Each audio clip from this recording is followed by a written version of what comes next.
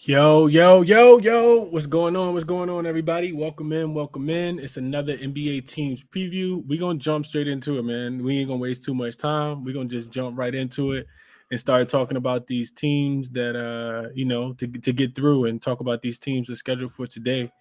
So let me make sure I got everything set up the way I want it to be.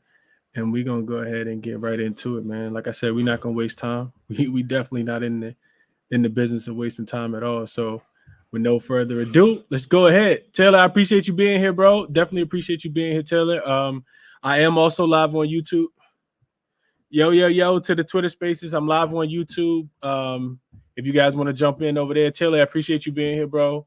We're going to get right into it, man. We're not going to waste too much time. We are going to discuss the New York Knicks and the Utah Jazz today. Appreciate you guys for being here as always. If you guys don't know, my name is Chris. I am somebody who enjoys NBA basketball, and I handicap the game to try to bring value to from a sports betting perspective. I love the NBA, so I'm doing these NBA team previews of every team. We're moving through, man. We're moving through. I appreciate you guys for being here, especially the regulars. So yesterday we knocked out my Lakers and the Toronto Raptors. If you missed any of these, definitely feel free to go back and watch the highlight on YouTube. These videos aren't long, but they are, I think, going to help us from a sports betting perspective, because as I've been saying over the last week, we have NBA basketball. Preseason starts next weekend. Crazy, crazy, crazy to think. But NBA preseason basketball starts next week. We're also less than a month away. I think the 19th, October 19th is the day that, it officially kicks off. The regular season kicks off. So basketball is right around the corner, man. It's my favorite part of the year. We have basketball, we have football. Hockey will be back in play, even though I don't watch that. But it's just for an ultimate sports fan like myself, somebody that's always watching sports, it's the best time of the year. It's the absolute best time of the year, man. So, like I said, with no further ado, we're gonna jump right into it, man. I'm not like I said, I'm not here to waste you guys' time. I want to get right into it. So, what we'll be doing is, a quick highlight of what's transpired in the offseason for each one of these teams. I'll talk about additions, subtractions, a recap of last season, expectations for this upcoming season. Of course, I'm doing this to bring people up to speed, refresh memories of what happened to each team, kind of clarify roster moves. But of course, first and foremost, just make people better informed bettors, right? Because I always like to say, if we stay ready, we don't have to get ready. 2 teams a day. If you missed any other teams so far, the calendar's posted in the top of my Twitter. It's pinned to the top of my Twitter. So that's all the teams that we've done so far, and we still got quite a few to go. So tomorrow we will have the Washington Wizards and the Dallas Mavericks, and then on Friday we'll do the Philadelphia 76ers and the Sacramento Kings. So with no further ado, let's jump right into it, man. Let's jump right into it. Let's go to Utah first. So the Jazz are going to look a lot different than they looked last year, than they looked in recent years past. They made more moves, I think, than any other team did in the free agency, and of course via trade. You have the blockbuster move where you move Rudy Gobert to the Timberwolves in exchange for a plethora of draft picks, and we'll talk a little bit about that. I think they own something like 11 draft picks from now until 2028, 29, I think is what I was reading. So of course Rudy's gone, Donovan Mitchell's gone. Rudy left first, of course, and then they were kind of blowing up the team. We heard the talks about Quinn Snyder leaving. So Donovan Mitchell leaves. Of course, after that, he's traded to the Cavs. But let's just go in order. So I'm gonna do additions first. So Lauri Markkanen comes over from the Cavs. He's a decent shooter that provides a lot of length for this team. And offensively, he's pretty skilled. He can play defense too a little bit as well. But he comes from a defensive system, I would say, and it's going to be interesting to see how well he can play individual defense on a team like this, especially that doesn't have Rudy Gobert, and he doesn't have the Twin Towers back there to back him up either.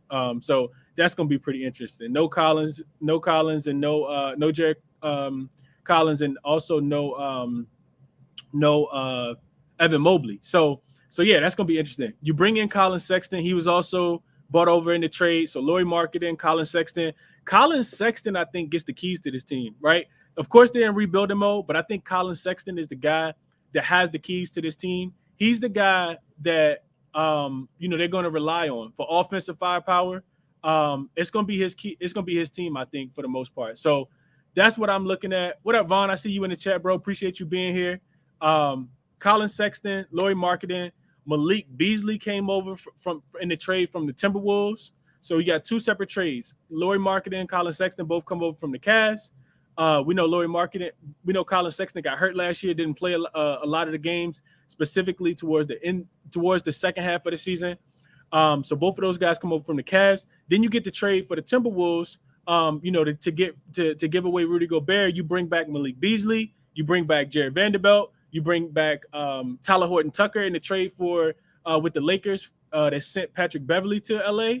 Also, Stanley Johnson was involved in that trade. That's a lot of pieces for them. Lauri Markkanen, Colin Sexton, Malik Beasley, Jared Vanderbilt. Yeah, I gotta fix that. Maybe I'll fix that, Taylor. I'll definitely fix that. Appreciate you being here. Like I said, though, you bring in Jared Vanderbilt, Tyler Horton Tucker, Stanley Johnson, and then of course, Will Hardy will be the new head coach. He was one of the assistant coaches for the Celtics, and we all know that Danny Ainge was he's the president of basketball operations over there in Utah. They brought him in as well. So Will Hardy is a familiar face to Danny Ainge when they both were, part of the Celtics. So I think that's one of the reasons why he got the job. Interested to see what he does with, first year head coaching job. Not a lot of expectations for this team. So now let's transition a tad bit to subtractions. So Rudy Gobert leaves this team, of course, in the blockbuster trade that sends him to Minnesota. Donovan Mitchell goes to the Cavs.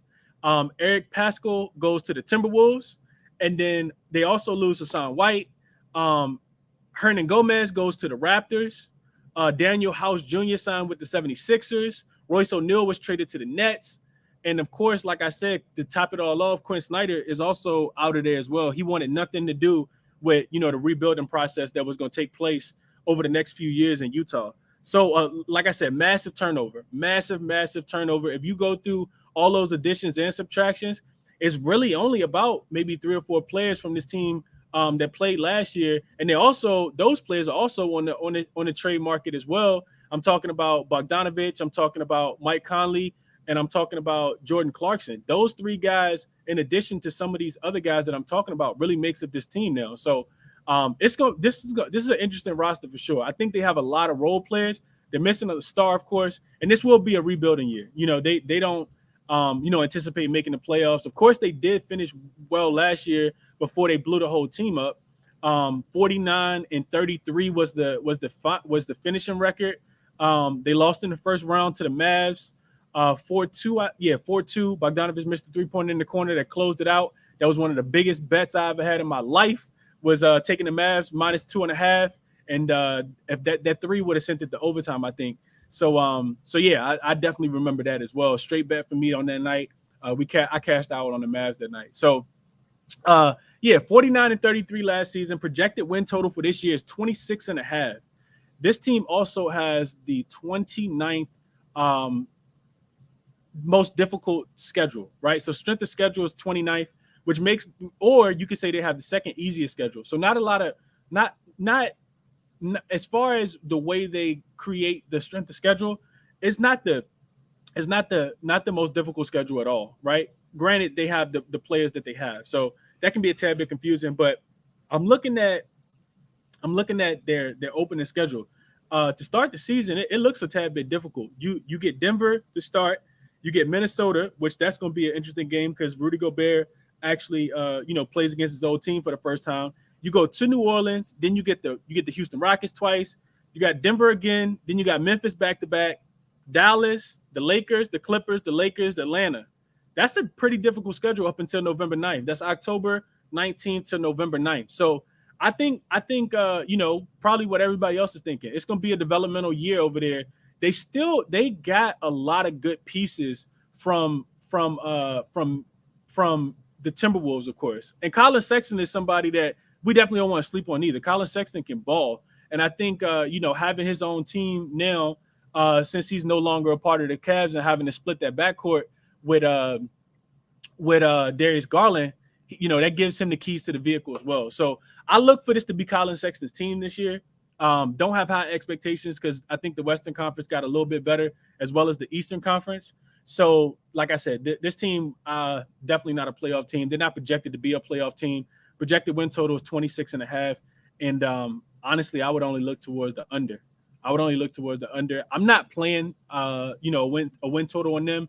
But, just reading through the reports, listening to the beat writers, checking into the podcast, people that are close to this team, I think would all kind of agree, especially with a projected win total of 26.5.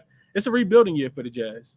That's just what it is. Even though they have a bunch of key pieces, they don't have that necessary superstar that's going to, be able to win them a bunch of games consistently. You worry about role players playing consistently, especially on the road. So a bunch of, glue guys on this team, but nobody to, really take them over the hump outside of guys like Colin Sexton that can get his shot and create for others at a pretty elite level. I like the additions, though. I like Stanley Johnson when he was on the Lakers last year, but he's not going to, push the needle. Tyler Horton Tucker is somebody that is still extremely young and can develop into, extremely efficient guard that can create his own shot. Jared Vanderbilt, he plays, significant defense. He box out, he rebound. Malik Beasley can get his own shot as well. But I'm just not of the mindset that this team, as currently constructed, to be able to do too much at all. If you guys have thoughts on the Utah Jazz and want to share anything, definitely request up. Like I said, I appreciate you guys being here. I got my guy Zay on the mic. Zay, first of all, appreciate you being here, bro. If you got thoughts on the Utah Jazz, Zay, come off mute, bro, and share what you think about this team. Hey, what's up, bro? Thank you for having me real quick. I seen Jazz and Knicks. I had to stop by. But with the Jazz, definitely key points. I definitely do not think they'll get close to 26 wins. I think they'll definitely be under. I'm thinking around, honestly, over and under should really be like 15, 16. Colin Sexton is going to average about 24 points. He's finally on a team where he doesn't really have to share the ball, something he loves. And a big piece to this Utah team, I think they'll have a lot of fight. This rookie, Kessler Edwards, Walker. I think it's Kessler Walker. Yeah, Kessler Walker, the center. He played at where he played last year? Auburn? Yeah. He's going to be, remember his name, guys. He's definitely going to be good. Definitely get his props early. And then also Lauri Markkanen. Lauri Markkanen is I think he really showed out in Cleveland yesterday, showing that not yesterday, last year, showing that he could really shoot the ball. So I think they're going to be a fun team to bet on, honestly. I don't like them, obviously, but I think I think they'll be a fun young team to bet on. Talon Horton Tucker, I can't trust that guy, like you say, but he has a lot to prove, honestly, and I love betting on guys that have a lot to prove. So I think the Utah Jazz is definitely going to be a fun team to bet on, not necessarily a fun team to watch. But that's it. But I can't stick around too long, but I just want to say, don't dog my Knicks, all right? I won't, Zay. Hey, you like the third person that I talked to today that either DM me or told me, hey, bro, take it easy on my Knicks today. Hey, I'm gonna watch the recap, bro. Don't dog my Knicks, all right? We're gonna fight for a play-in, all right? Absolutely. We're gonna fight for a play-in. Absolutely. But, Emmanuel quickly, Obi, man, I'm excited to see them young bulls. Them young bulls ball out. And RJ Barrett might be an all-star. Absolutely, I agree with that, bro. Hey, real quick, while you up here, Zay, I don't know how much time you got, bro. If you want to give your comments real quick on your Knicks, if you got anything else you want to share, bro, go ahead. I'll follow up. Got you. So my Knicks, right? We got Jalen Brunson, obviously, maybe a slight overpay, like a very slight overpay. To be honest, my whole perspective on that Donovan Mitchell situation, if we would have got Donovan Mitchell, it would have been great. You know what I mean? Everybody would have been hyped. City would have been hyped. But the realistically, I'm a realistic fan. We would have never made it out of the second round. So the trade didn't. What happened, and I think it was best for the team, for the future. Let Emmanuel quickly ball out. Let Obi Toppin ball out. Julius Randle, this should be his last year. If he can get back to all-star form, It'll be great. But the keys are in RJ Barrett's hands, and as you can see, last year he definitely took over, averaging a little over 20 points per game. So I definitely see him, the franchise pretty much giving him the keys and letting the young boys ball out. I think for us to be successful and for this off season to be successful, the young guys got to ball out. Another key pickup that they had, I don't think anybody really paying attention, but Isaiah Hartenstein is he's a good backup big, especially for Mitchell Robinson, who's always injured.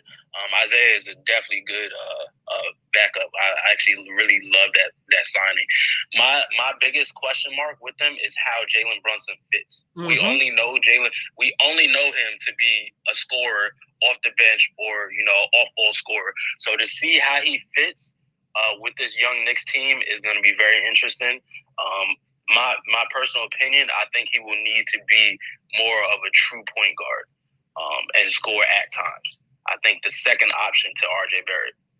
But yeah, that's my overall opinion. I would say the over. You got the over under on the wins? Yeah. I got y'all. They probably did us dirty. What is it? Nah, they actually didn't. 39.5 on Caesars and DraftKings. I looked at it last night. Oh, okay. Okay. That's not even 500, They don't even got y'all, you know what I mean? Like 40 and what? 40 and 44? 40 and 42, my fault. Yeah, I'm not mad at that because that's playing in the East. That's playing. I see us play. We'll be 9th, 10th seed. We'll be better than Hornets, better than Wizards. I was just about to ask you what are realistic expectations coming from a Knicks fan, Zay. What are they? What are they? Fighting for the AC. Fighting for the AC. Okay. Fighting for the AC, and I'm with that. Especially if the young guys playing, I'm cool with that. Now, if you got veterans playing and taking votes in the minutes, Tibbs got to go. But if the young guys playing and we fighting for that AC, man, I'm with that, 100%. Okay. Hey, Zay, you was in my notes too, bro. You stole a lot of my points, bro. But I'm not mad at that, Zay. And that's why I wanted you on the show, bro. That's why I reached out to you because I know you know your NBA, bro. So I know you're gonna bring it every single time. Plus, it's your team. You know what I mean? So we're more inclined to keep up with our teams. You know what I mean? So I love it. Zay. I like everything you said, bro. And I agree with it. I agree with a lot of it. I'm gonna touch on a tad bit of what you said and add a little more detail as well. But I appreciate you being here, bro, for sure. Appreciate you, man. Appreciate you. Great platform. I'm gonna definitely sit in a little bit longer. I gotta take my daughter to soccer practice, but I definitely had to tune in real quick. Appreciate you, bro. My guy, always, bro, always. Yeah, for sure. So I guess before I get into the Knicks preview, I just want to make sure anybody didn't want to say anything on the Jazz, because Zay came up and I really wanted to hear what he had to say about his Knicks, being that he's a Knicks fan. And I know he couldn't stick around, so I kind of pivoted just a tad bit to the New York Knicks. I'm pretty sure don't nobody want to talk about the Jazz, but I do want to open the floor, just for the next 5, 10, 15 seconds while I'm talking.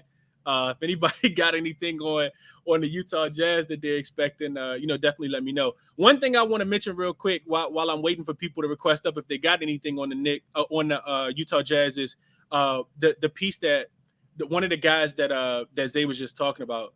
The center that came from Auburn, I was doing a lot of reading on him as well. This guy won AP Defensive Player of the Year, so I do expect him to make an impact. Especially because they're going to be missing that size of center, so he's going to be somebody that we could definitely cash in with. The markets are not necessarily going to know how they should place his props. So we have to take advantage of that, especially early on before the line starts to adjust, right? He's going to get ample playing time. It's going to be a lot of development for him. They like this kid. They're high on this kid, which is why they took him so high in the draft. So I do like that. I like that a lot. He's one of the players on my list to watch. Because as I've been saying throughout, these spaces and doing these team previews, even with these sorry teams that we don't project to win the playoffs, we don't project them to win 30 games, there's still tremendous value on these teams, right? There's still tremendous value on players within these teams, especially if we know that the coach going to rock with them, let them ride, bunch of playing time, bunch of minutes, because opportunity equals production. You can't produce if you don't get the opportunity. So I'll just leave it at that. I don't see anybody, see anybody rushing to unmute or to request up. So I'm going to kick it over on to the Knicks. Like I said, Zay was in my notes. He took a lot of what I was going to mention, but just to kind of piggyback off what Zay was saying, the Knicks. Let's start with additions. They bring in Jalen Brunson. like Zay said, a guard that can get his own shot. It's funny because I'm out in Virginia. Jalen Brunson actually went to one of the middle schools that's like 10 minutes away from where I work. I didn't even know that until last year, but that's a crazy story. Neither here nor there. I just thought that was pretty cool. I had no idea. He's a lot younger than me, of course. But you bring in Jalen Brunson, a guy that can create his own shot, a guy that carried he did a lot of carrying of the Dallas Mavericks, specifically late in the season when it was time for him to get his money. He also carried them into the playoffs because Luka, if you remember, Luka kind of limped into the playoffs, and Jalen Brunson put this team on his back, specifically in the first round of that playoff series against the Utah Jazz, and won a couple games for them for sure. Left-handed guy that can create his own shot. Julius Randle's left-handed. This team got the lefties for sure. Another guy, Zay mentioned him as well, Isaiah Hartenstein, signed him to a 2-year deal. That's significant because I'm gonna talk about it in a second. But when you lose guys like Nerlens Noel and you lose a guy like Taj Gibson, you have to replace that size with size, right? Isaiah Hartenstein is somebody that comes from a Clippers system that thrives on the defensive end.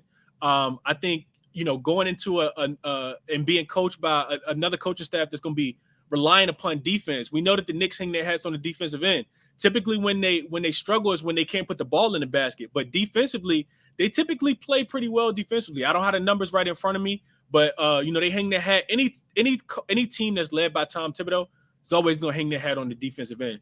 So bringing in guys like Isaiah Hartenstein, Mitchell Robinson, Zay mentioned him a tad bit, but they re-signed him to a 4-year extension as well. And then Jericho Sims. I really like Jericho Sims. Another big that came on towards the end of last year. He has some dominant performances, couple double-doubles that was like plus 14, 1,500, maybe even more than that. I can't remember. But I know people was cashing on Jericho Sims. So I'm interested to see what his development looks like as well. Those are all the additions. Some of the subtractions. Kevin Knox, who didn't play that much last year in the first place, he went to Detroit. Taj Gibson, I mentioned him. He signed with the Wizards. Then you lose Alex Burke, Nerlens Noel, and Kemba Walker, all traded to the Detroit Pistons just to make space. The other thing that's interesting to mention about the Knicks, and maybe it doesn't come into play this year, but Zay was saying earlier how it puts them in the best position not to get, as far as the future, not to go out and give everything to get a Donovan Mitchell that's in his prime. Donovan Mitchell's only 25 years old. So if you're getting Donovan Mitchell right now, you're going to pay a heavy tax for getting Donovan Mitchell. They skipped out on getting Donovan Mitchell, and the New York Knicks have a lot of draft picks, a lot of really good draft picks. So they're definitely building for the future. I know that's not what Knicks fans want to hear. They want to be good right now, but it's a lot of assets on that team. So if they wanted to blow this team up, I think that they could. As far as the last season recap, this team did go backwards a tad bit. After making the playoffs 2 years ago before being eliminated to the Hawks, they missed the playoffs last year, of course. But they dealt with some injuries. They dealt with some chemistry issues. Like I said, the defense wasn't there.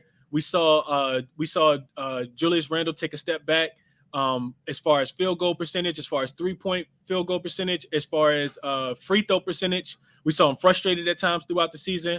And I think that's one of the keys for me is how well, and Zay kind of alluded to this already, how well does the New York Knicks bond, right? Like chemistry is a real big thing. And we always want to, go ahead and crown teams. We get into crowning teams so quickly, even without chemistry being proven, right? Like on paper, things can look good, but actually proving it is something different, right? So when you bring in another guy like Jalen Brunson, who's going, I would predict that he starts to eat up some of the usage. And specifically, I'm thinking about a guy like Julius Randle, who already saw his production kind of drop last year. I think Julius Randle takes another step back this year from a production standpoint. Hopefully he can be more effective, right? And shoot a higher field goal percentage, get his field goal percentage back up. If you're a Knicks fan, that's what you're hoping anyway.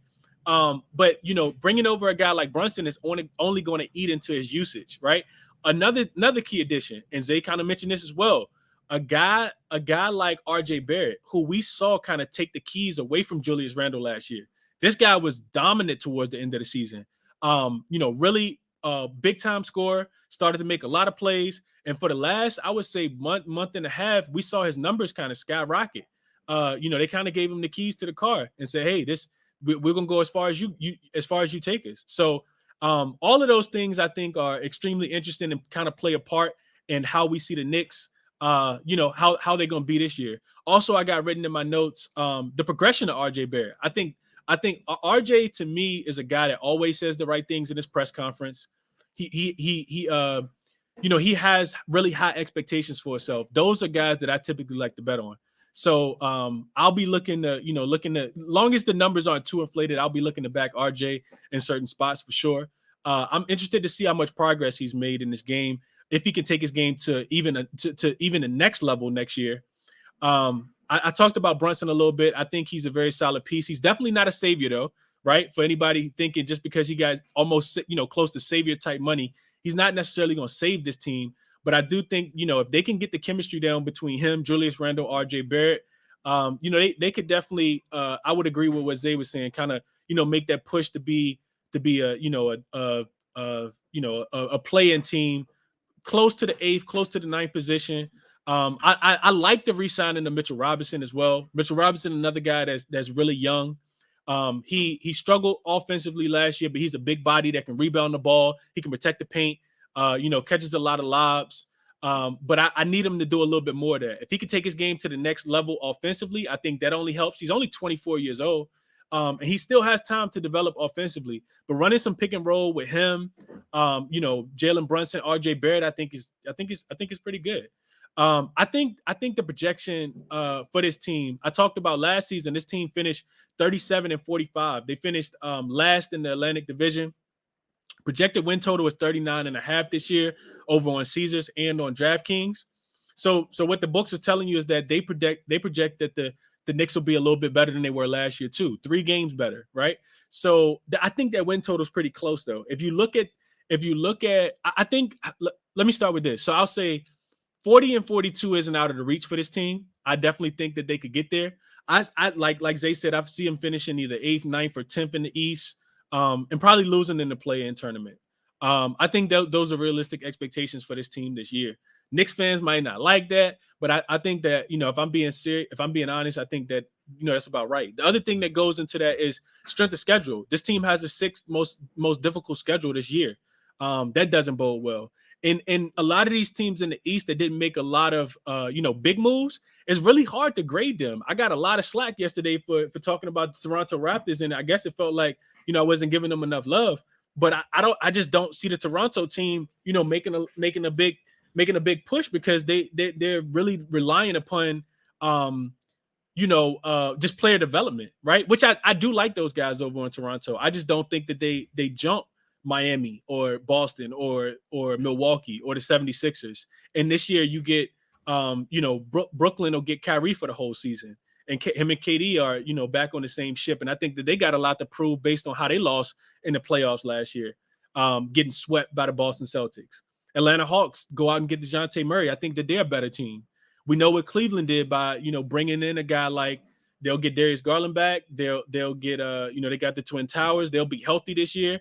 And then you could bring in a guy like Donovan Mitchell. All of these teams are teams that get a lot better. Even the Chicago Bulls that I know a lot of people aren't high on, but the Bulls were balling last year before they, started to experience some of the injuries. So bringing back Caruso, bringing back a guy like Lonzo, even though he's not going to be healthy at the beginning of the season, I think, re-signing Zach LaVine, he had the surgery. So it's going to be interesting to see how well he does.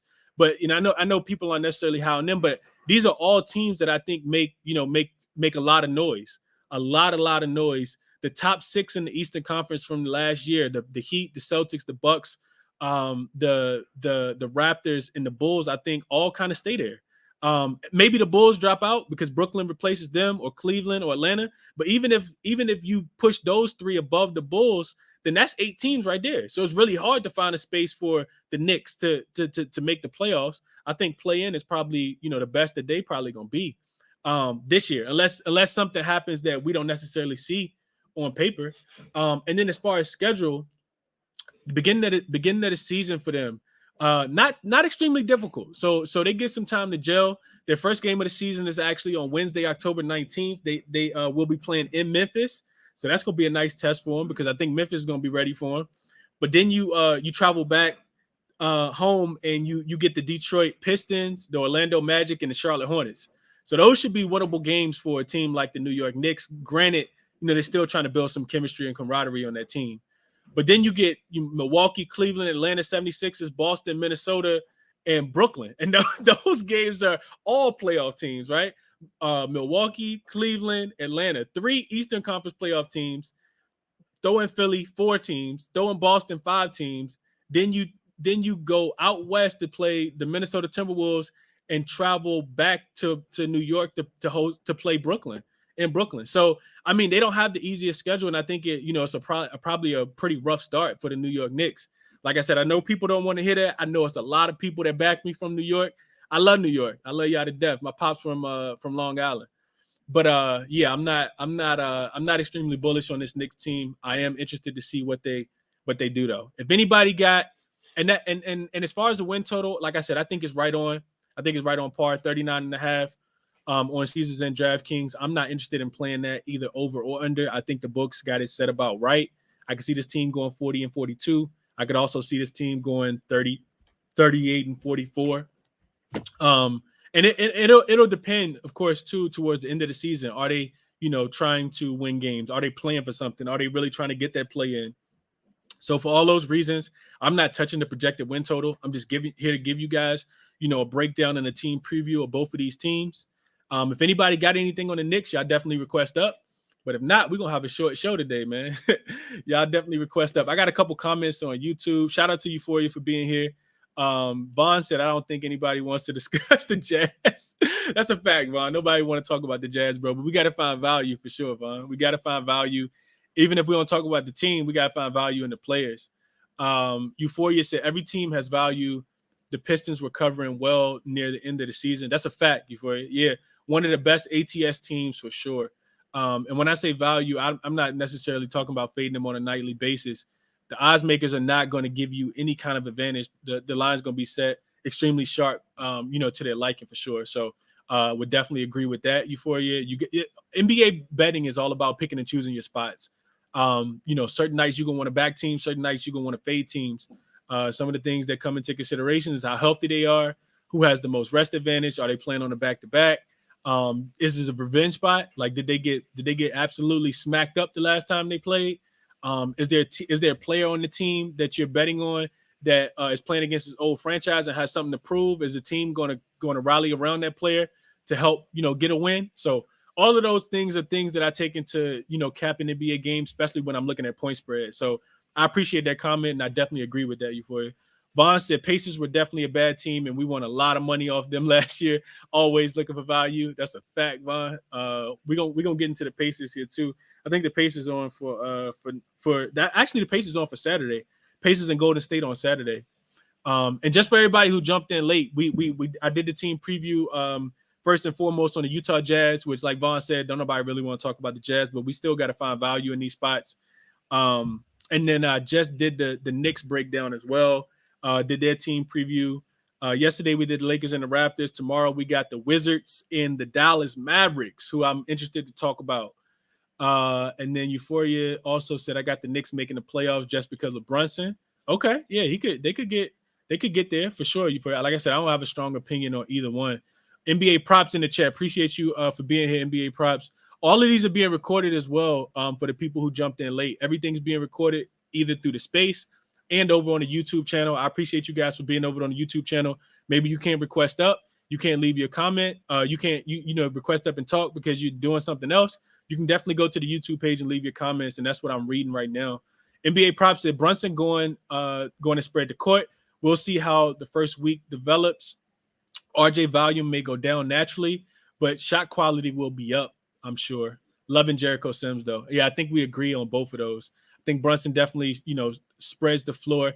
Brunson is also a point guard. He's not necessarily like, your prototypical Chris Paul point guard that's going to, be able to get everybody involved. I think he has a sneaky look at, at being, a pretty good guard. One of the things that hurt this team was just their ability to have a natural playmaking point guard last year. I think RJ Barrett's more of a two guard. He can play some point guard and distribute the ball, but he's more of a two guard. And I think about Brunson the same way. He's just an undersized two guard.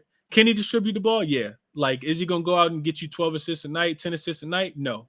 So yeah, I would agree with that prop. I definitely think that he distributes the ball well, and I'm excited for the development of this team too, man. I know Zay kind of talked about it a tad bit, but guys like Quickly, I'm interested to see what he does, what he has done over the offseason. Can he take his game to the next level? Because you saw glimpses of it last year.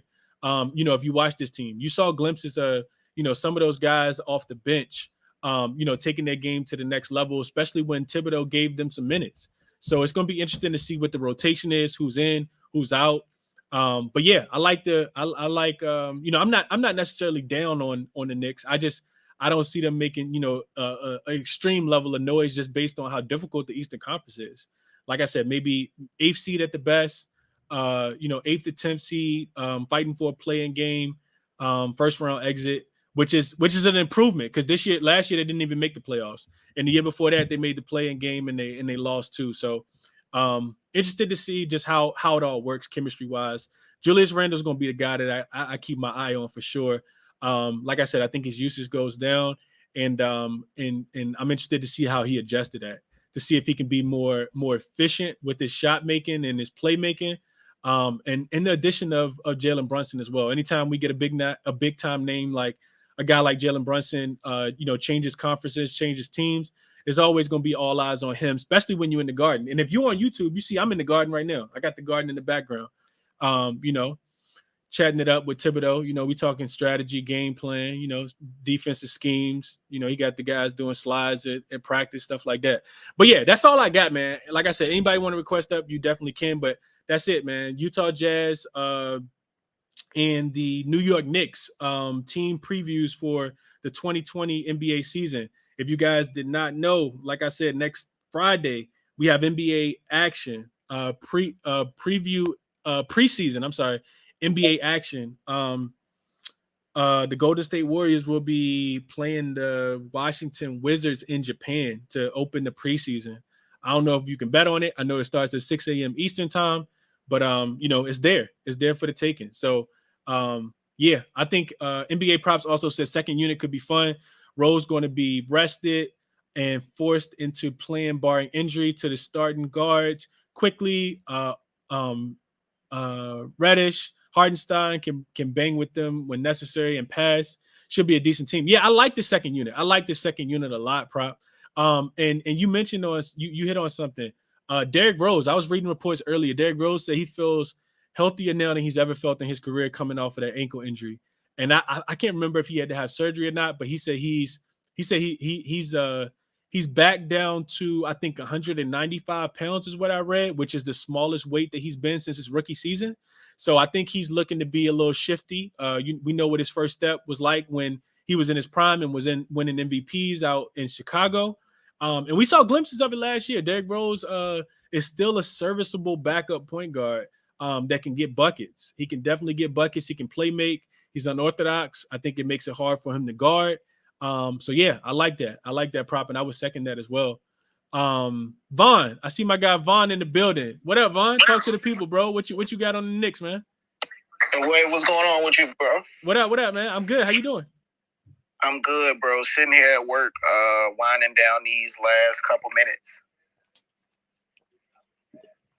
Okay, talk to me about the Knicks, man. What you thinking? I like the Knicks.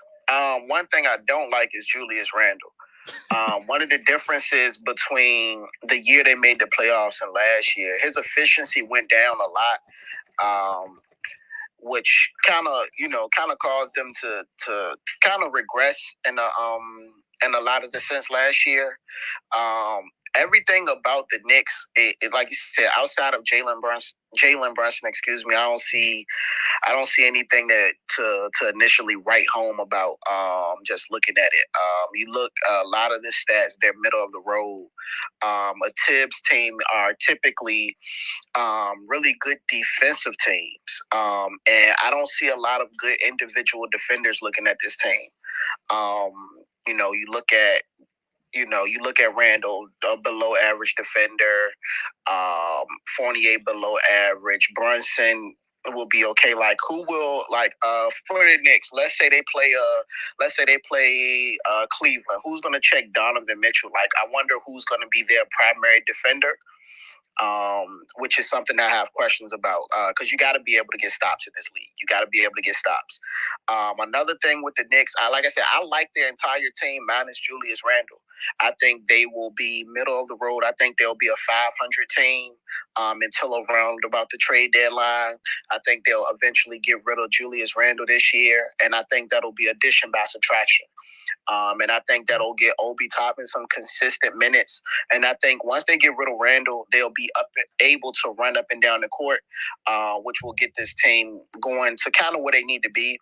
I still think they're a long ways from where they need to be. The season total, if I had to go for if I had to put money on either side, I would go to under on their wins. Just because of the rest of the East. You got Miami returning. You got Boston returning. Brooklyn taking a step forward. Milwaukee is getting Middleton back.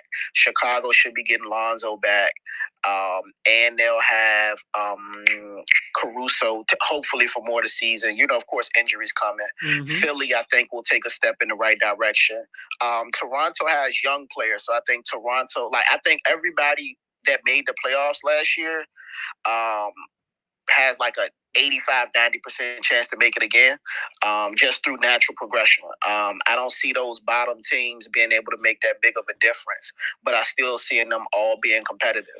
But just to kind of wrap it up, man, I just kind of see this team being somewhere between that 9 and 11 seed. I don't really see them. They have enough to make the play in, but I think a lot of things got to go right for them. I like Charlotte probably a little bit more than I like them for some reason.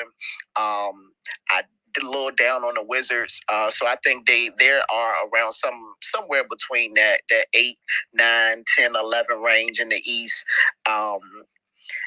Yeah, man, just not a lot to, and I ain't gonna, I'm just not inspired by a lot that the Knicks have or that the Knicks are doing. I like the draft equity that they have, but with the Knicks, a lot of people talk about this when they talk about sports and they talk about these draft picks. A big thing with these draft picks, man, is you got to pick the right people. Right. The Knicks be booing on draft night a lot of the times, don't they? Exactly. And I don't know how much I trust the Knicks to be able to get it right. So, of course, I'm a football fan. One thing I'm doing with football, people talk about it, let's say Tampa Bay, the Buccaneers, they got Brady. When have we known the Buccaneers to get it right at the quarterback position outside of Brady? The same way with the Redskins or the Commanders. When have we seen them I'm 32 years old. The Redskins haven't gotten the quarterback position right. The Tampa Bay Buccaneers can't get the position right. The New York Knicks can't, they have been bad at drafting consistently, in all of my existence. So I like the fact that they didn't trade the farm for Donovan Mitchell, but I just don't know how much I trust them to be able to make enough good front office and GM decisions to continuously bring the right people in. Again, I love a lot of the pieces that they have, but I think they're at a point where they have to kind of start bringing it together. And I don't know how much I trust them to do that. But for the year, I see them somewhere between 9 and 11, enough to make the play-in, but not actually make the playoffs. Just not a lot to write home about. But I do like where they're headed. And hopefully next year we can be talking about the Knicks somewhere between that 6 and 8 range. But I definitely think they got to get rid of Julius Randle. I think he's going to be a whole lot of weight that holds down the team. Yeah, I can see it, Vaughn. I can see it. I appreciate your analysis on that, bro. I just real quick, if you're over on YouTube, I brought up the Eastern Conference, just to rank the standings from last year. And I mean, you kind of touched on this, Vaughn, but Miami, Boston, the Bucks, the 76ers, those top 4 teams, I think if they didn't get better, they're typically still going to be where they were from last year. And I think a lot of those teams did get better as well. Then you look at 5 through 8, the Raptors, the Bulls, who I still think are better than the Knicks, With if you take away the injuries and give them a healthy lineup, I think that they're still better. I think the Raptors are better. The Nets will not finish in the 7th spot this year. They're definitely going to take a leap up as well, having Kyrie for the whole season. And then you got Atlanta and Cleveland. Those are finished. Those teams finished 8th and 9th last year. The Charlotte Hornets probably regressed just a tad bit. So I don't see the Knicks, finishing ahead of any of those teams. So which is why I said maybe, between 8th and 10th is where I see them fighting for playing. And if whoever they play in the first round, I just don't see them advancing further than that. But that's my take. I'm not going to regurgitate too much information. If nobody else has anything on the Knicks, we'll go ahead and shut it down. I'm not in the business of wasting people's time. Like I said, tomorrow we'll get into the Washington Wizards. We'll get into the Dallas Mavericks. Will Luka win MVP? We get Luka, coming in the camp in shape for the first time, maybe in his whole career. So I'm interested to hear what people got to say about Luka. Done my homework already. So we'll talk about the Wizards getting Bill back next year. Getting Kuzma coming back as well. And we'll talk about the Dallas Mavericks. I appreciate you guys for being here. Once again, if you missed any of the show and you want to, recap any of it, watch any of it, definitely check out the YouTube page. It's linked on my page as well. But that's really all I got. Vaughn, did you have something else you wanted to say before we close out? Oh, no, so not so much about the Knicks. So you got but this one just more so for you. But like for basketball this season, you're gonna bring back the daily spaces. You got something else you want to do or try? Like what you got coming up? Oh yeah, I guess I should have said that, Vaughn. Yeah, for the people that's in the chat, yeah, we doing the spaces again this year. So yeah, it'll probably be 5:15, 5:30, just like it was last year. I'm always handicapping the game the night before. Of course, we're waiting on injury news. So the shows will be they'll be a lot more compact this year. I definitely want to hear from the community, but I also want to make sure that I'm not wasting people's time. So it'll be a brief synopsis for me, going over player props that I like, going over total spreads, whatever the case might be.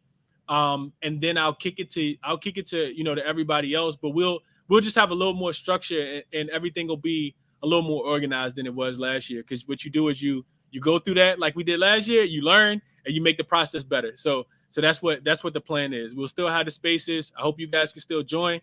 Last year we did pretty good for ourselves. I'm not big on bragging, but we did pretty good for ourselves. And hopefully we can do it all over again. But yeah, definitely doing the spaces again this year. And I'm also in the process of putting together a YouTube show for probably just myself that I'll be sending out early in the morning with just some looks for the following day based on what I capped from the night before. So be on the lookout for that as well.